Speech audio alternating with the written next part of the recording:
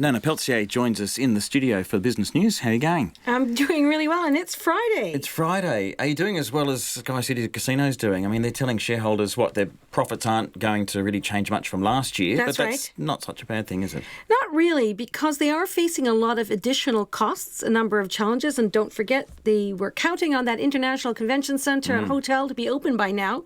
And it's not.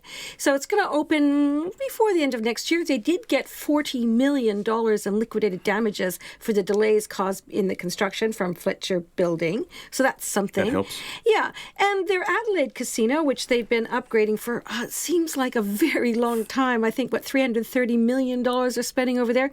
That's supposed to be finished next October. So big year ahead for them next year.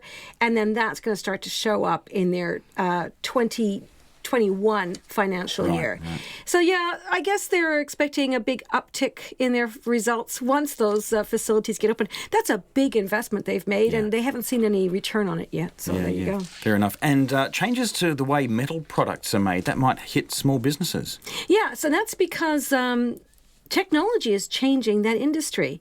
So we are using different sorts of products to replace, say, like a regular metal. We may recycle it now. There's a lot of different processes that are being used to replace products which are seen as being not very friendly to the environment. So climate change is one of the drivers behind that. Right. And certainly what they call the cyclical economy. So that means, you're reusing things, the secondhand market, for example, but where it comes with metals and so on. So yeah, reusing metals and that. And the technology required to repurpose metals or process the new types of technology the machinery is really costly. So what we're likely to see is the big producers of concrete and steel and aluminium, they'll continue.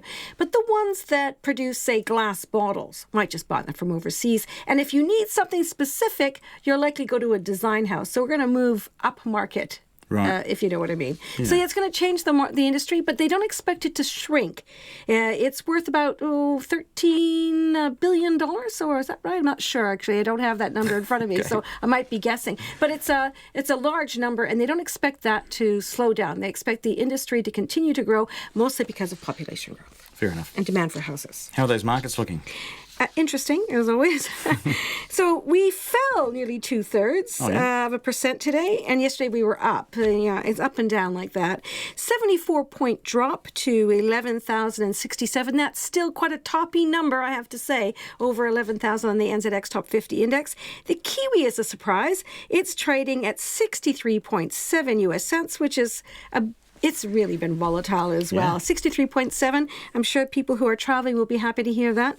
93.3 Australian. Again, another perk up. But on the other side, the pound, 49.6. So we'll see what happens over the weekend with the Brexit vote. Great. Thanks very much. Nana Peltier there with the Business News.